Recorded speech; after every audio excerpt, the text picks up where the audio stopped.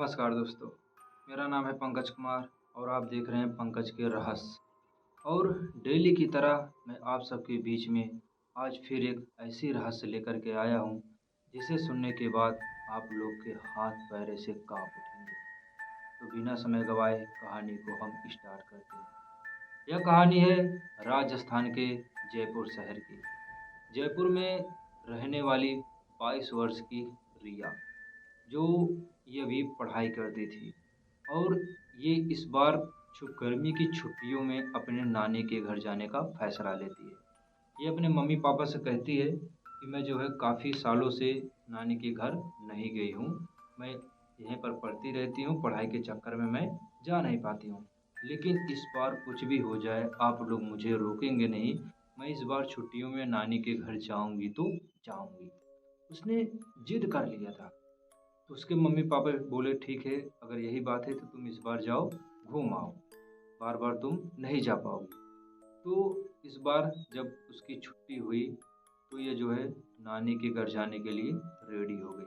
और रिया के नानी का घर भी जयपुर में ही था। वह जो है उनका घर एक थोड़ी दूर पर एक पुरानी गली में, उधर समझिए जहाँ इनका घर था, उधर आस-पास बहुत ज़्यादा घर नहीं था। वहाँ पर बिल्कुल एकदम सन्नाटा रहता है, ऐसी जगह पर उनका घर था। तो रिया जो है अगली शाम जो है नानी के घर पहुंच जाती है और वो देखती है कि नानी का घर काफ़ी बहुत ज़्यादा पुराना था, काफ़ी वर्षों पुराना था, पहले का घर था और वो घर काफ़ी बड़ा भी था। बीच में जो है एक बरामदा था और पीछे जो है एक कमरा था, जो उस पर कम से कम उस पर 2 ताले लगे हुए थे और वो ताले भी बहुत ज़्यादा पुरान हो गए थे, उस पर मूर्छित जंग लग गए थे। तो रिया जब अपने नानी के घर पहुँचती है तो एक बार बहुत ज़्यादा खुश हो जाती है और फिर जब उस रूम को देखती है तो वो अपने नानी से पूछती है कि नानी, इस रूम पर ये 2-2 ताले क्यों लगे हैं और ये ताले कभी खुले नहीं है क्या? इस पर इतना जंग क्यों लगा है? तो उसकी नानी जब रिया से बात पूछती है तो उसकी नानी थोड़ा जो है एकदम शांत हो जाती है, खामोश हो जाती है। बोलती है कि नहीं बेटा कुछ नहीं, मैं तुम्हें सब बाद में बताऊँगी। तुम आज इतने दिनों के बाद आई हो, आओ चलो मैं तुम्हें घर में ले चलती हूँ। आओ पहले पानी-वानी पीने से पी लो। तो वह फिर जाती है, पानी-वानी पीती है और फिर जब शाम को होने को आती है तो नानी और रिया ये दोनों बैठ कर के खूब सारी बातें करते हैं, हँसी-मज़ाक करते हैं। और नानी ऐसी चीज़ है, एक अपने घर पर दादी और एक मामा के घर पर नानी। अगर ये जब 2 लोग रहते हैं तो बहुत ही अच्छा लगता है। अगर ये नहीं रहते हैं तो उतना जो है मामा के घर अच्छा नहीं लगता। क्योंकि दादी और नानी ये लोग बहुत ही ज़्यादा प्यार करती हैं अपने बच्चों से। तो वैसे ही रिया की नानी जो है, वो भी रिया को बहुत ज़्यादा प्यार करती थी। तो जब शाम हुई, सब लोगों ने रात में खाना खाना स्टार्ट कर दिया और उसकी नानी के घर में कोई और ज़्यादा रहता नहीं था, बस उसकी नानी रहती थी और उसके नाना जो है इस बार अभी अभी बहुत ज़्यादा दिन नहीं हुआ, हाल ही में 1-2 साल हुआ एक्सपायर कर गए थे। उसकी नानी जो है घर में अकेले ही रहती थी और जो भी लोग रहते थे सब बाहर कहीं कमाते थे। तो जब रात में सब नानी और रिया ये लोग खाना खाने बैठे, तो अचानक रात में लाइट चली जाती है और फिर रिया की दादी जो है लालटेन जला करके एक साइड में रख देती है और फिर ये लोग अच्छे से खाना-पीना खा कर के फिर जाते हैं, लेट जाते हैं। रिया जो है एक अलग कमरे में लेटती है और नानी उसकी अपने कमरे में लेटती है। तो लेकिन रात में जो है काफ़ी टाइम तक लाइट्स नहीं आई और रिया को नींद भी नहीं आ रही थी। तो रिया बाहर आती है, बोलती नानी इतनी रात हो गया, आज लाइट क्यों नहीं आ रही है? तो नानी बोलती बेटा रोज़ तो लाइट आ जाती थी लेकिन मालूम नहीं आज क्या हुआ, लाइट आ नहीं रही है। तो फिर थोड़ी देर पर रिया जो है इधर-उधर ऐसे टहलती है, फिर वो अपने नानी के पास आती है, बोलती नानी एक काम करो, लाइट नहीं आ रही है, मुझे तुम एक हॉरर स्टोरी सुनाओ। क्योंकि रिया को जो है हॉरर स्टोरी सुनना बहुत पसंद है। वह उसका अपने मतलब उसका कहना था कि हॉरर स्टोरी बस सुनने में अच्छा लगता है, रियल में होता नहीं है। अगर रियल में होता तो आज तक मैंने भूत-प्रेत कुछ न कुछ मैं ज़रूर देख लेती और मैं उसका वीडियो बना लेती सभी लोगों को दिखाने के लिए। क्योंकि आज तक रिया जो है ऐसी कोई चीज़ें देखी नहीं थी। तो अपने नानी को जिद करने लगी, कहती नानी तुम मुझे अपने ज़माने की कोई हॉरर स्टोरी बताओ जो तुम्हारे साथ कुछ ऐसी घटना घटी होगी। तो उसकी नानी कहती है बेटा तुम पागल हो क्या? इतनी रात हो रहे हैं, रात के जो है 12 बज रहे हैं, अगर मैं तुम्हें कोई हॉरर स्टोरी सुना दूँगी, तो तुम रात में डर जाओगी, तुमको नींद नहीं आएगी। तो रिया हँसने लगती, कहती है, अरे नानी तुम भी बात करती हो, मैं नए ज़माने की हूँ, आप मुझे बताइए, बस मुझे अच्छा लगता है सुनने में, बाकी ये सब होता कुछ नहीं है। उसकी नानी कहती, नहीं बेटा, तुम कितना भी पढ़ी लिखी हो, लेकिन ये सब चीज़ें होती है, ये सब चीज़ों को तुम ऐसा ना कहा करो। जिस दिन तुम्हारे साथ कभी घटना घटेगी, भगवान न करे तुम्हारे साथ ऐसा घटना घटे, लेकिन जिस दिन घटना घटेगी तब तुम मानने लगोगी। तो रिया कहती है, ठीक है नानी, पहले आप मुझे कहानी सुनाओ, मुझे नींद नहीं आ रही है। और काफ़ी ज़्यादा जिद करने के बाद फिर उसकी नानी कहती है कि अगर ठीक है, अगर यही बात है, तो मैं तुम्हें अपने साथ घटी हुई घटना मैं सुनाती हूँ, जो मेरे घर में आज से करीबन 10 साल पहले घटना घटी है। तो वह जो है फिर रिया को अपने पास में बिठा लेती है, बोलती, बेटा तुम डरना मत, अगर डर लगने लगे तो तुम बताना, मैं स्टोरी को बंद कर दूँगी। और बोलती, ठीक है नानी, अब मुझे बताइए, मुझे डर नहीं लगेगा।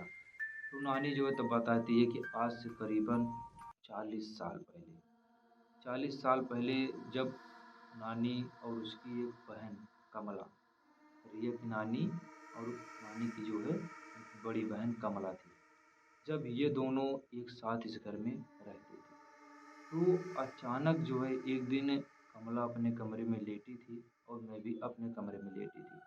तो अचानक जो दरवाज़ा बंद है, जो तुमने देखा जिस पर ताला लगा है, अचानक उसी दरवाजे में से किसी औरत के रोने की आवाज़ आने लगी।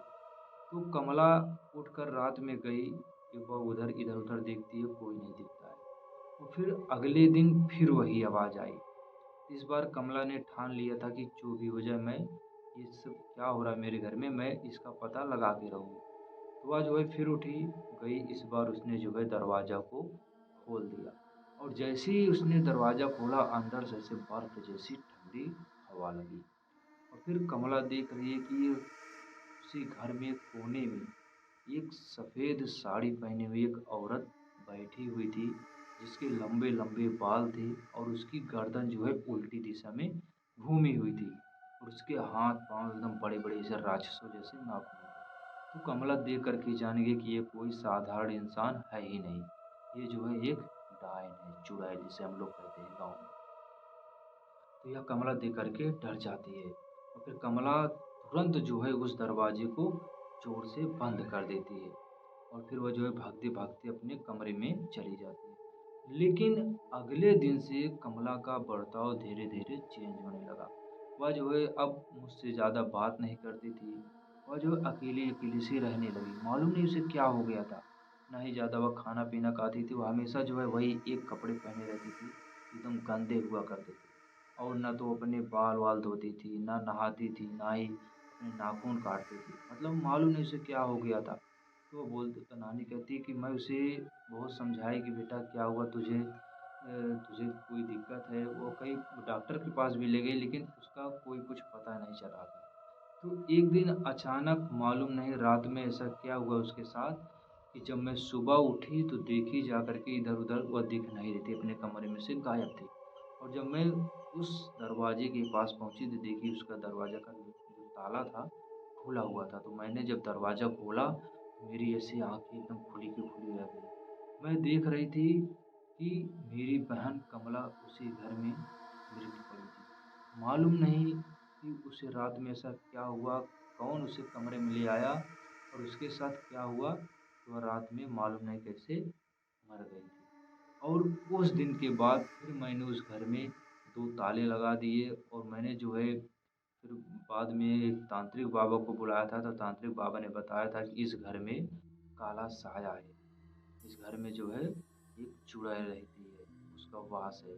तब से उस साधु बाबा ने मुझे बताया कि इस घर में ताला मार के रखो। उसने पूजा-पाठ किया, तंत्र-मंत्र सब पढ़े थे, और उस दिन के बाद से मैंने ये दरवाज़ा कभी नहीं खोला, और आज तक ये दरवाज़ा ऐसे-वैसे बंद है।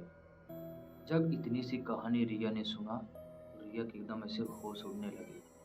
अब रिया जो है हँस नहीं रही थी। पहले रिया कोई भी कहानी सुनती थी, तो वह ज़ोर-ज़ोर से हँसने लगती थी, लेकिन इस बार अब रिया चुपचाप अपनी नानी की कहानी सुनते ही उसके ऐसे रोंगटे-रोंगटे खड़े हो गए, और बोली, नानी बस करो, अब चलते हैं हम लोग सोते हैं। और फिर लाइट्स आ जाती है थोड़ी देर में, जब कहानी सुना रही थी। तो नानी जाती है अपने कमरे में, अलग सो जाती है, और रिया अपने कमरे में। लेकिन कहानी सुनने के बाद रिया को नींद तक नहीं आ रही थी। मालूम नहीं उसे क्या हो गया, देख रही टाइम 1 बज गए, फिर धीरे-धीरे 2 बज गए। अब उसे नींद ही नहीं आ रही है कि उसे क्या हो गया। और फिर अचानक अब रिया को मालूम नहीं थोड़ा-थोड़ा क्यों डर लगने लगा।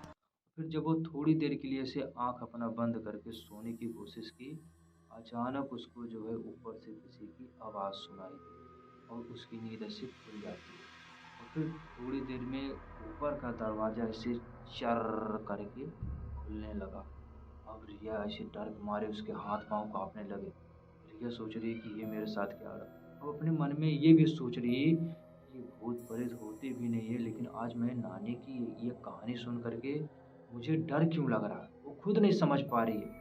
फिर वो रिया क्या करती है, अपने बिस्तर से उठती है और अपने फ़ोन को कैमरा जो था उसमें फ़ोन में ऑन करती है और वह उस दरवाजे की ओर लेकर के निकलती है देखने के लिए, सच्चाई का पता लगाने के लिए, क्या सचमुच भूत-प्रेत होते हैं या नानी जो कहानी बताई थी बस खाली ये केवल कहानी है। तो वह जब अपना मोबाइल लेकर के उस दरवाजे के पास जाती है तो देखती है दरवाज़ा खुला हुआ था और अंदर सफ़ेद-सफ़ेद ऐसे धुएँ निकल रहे थे। वह जो है फिर डरते-डरते जो है उस दरवाजे के पास जाती है। और जैसे ही उसने इसे दरवाजे के अंदर झाँक के देखा, तो रिया की ऐसी एकदम आँखें बाहर आ गईं। वह ज़ोर से चीखी और उसका फ़ोन जो है वहीं पर गिर पड़ा और वह जो है दौड़ते-दौड़ते हुए अपने नानी के पास जाती है और डरते-डरते हुए बोलती है, "नानी, नानी उठो नानी, वो कमरे का दरवाज़ा अपने आप खुला है और मैंने उसके अंदर एक औरत को देखा।" वह जो है सफ़ेद साड़ी पहनी हुई थी और उसकी आँखें बिल्कुल सफ़ेद और वो मेरे तरफ ही ऐसे दौड़े जा रही थी और उसका चेहरा जो है इंसानों जैसा था ही नहीं। और ऐसे एकदम भागते हुए काँपते उसने कहा, उसकी नानी उठ जाती बोलती, "बेटा, तुमको ये वहाँ पर जाना नहीं चाहिए था। मैंने तुमको कहानी सुनाया, मैंने तुमको मना भी किया था ना, लेकिन तुमको उसके पास नहीं जाना चाहिए था। लगता है कि वो जो है आज फिर बाहर निकल रही है।"